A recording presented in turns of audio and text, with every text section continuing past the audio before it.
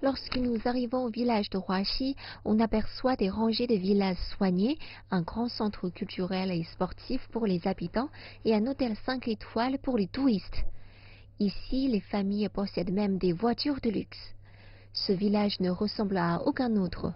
Les maisons sont reliées entre elles par des couloirs, si bien que les gens peuvent sortir sans parapluie quand il pleut. Pouvez-vous imaginer qu'un village aussi avancé était autrefois le village le plus pauvre de Chine? Après 5 décennies de développement, il est devenu une véritable carte de visite du village chinois. Alors, comment l'expliquer?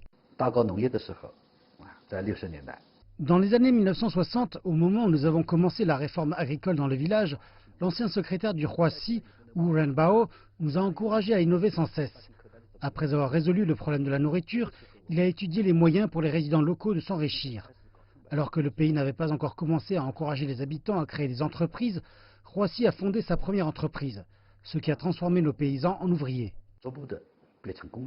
Comment Huaxi a fait pour progresser dans le domaine agricole? Il s'est efforcé de développer une agriculture scientifique et technologique. Le village a constitué un centre de recherche en agriculture et en élevage. Celui-ci sélectionne et cultive des fruits, du riz, des produits aquatiques, des légumes, des arbres et élève des volailles, selon des méthodes scientifiques et technologiques. Prenons l'exemple du centre de production du riz. Pour garantir la pureté des gènes du riz, les semences que nous utilisons proviennent de l'Académie des sciences agricoles du Jiangsu.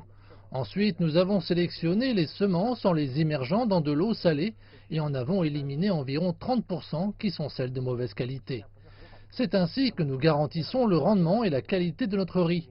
Le contrôle est centralisé tout au long du processus de la transformation du riz, qui est strictement conforme aux critères de numérisation, de processus et d'industrialisation.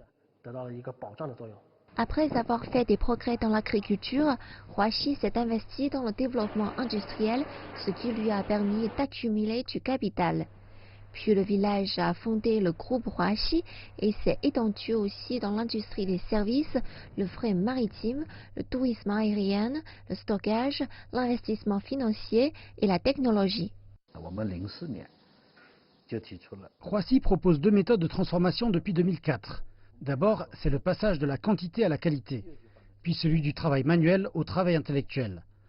Grande entreprise ne signifie pas forcément bonne entreprise.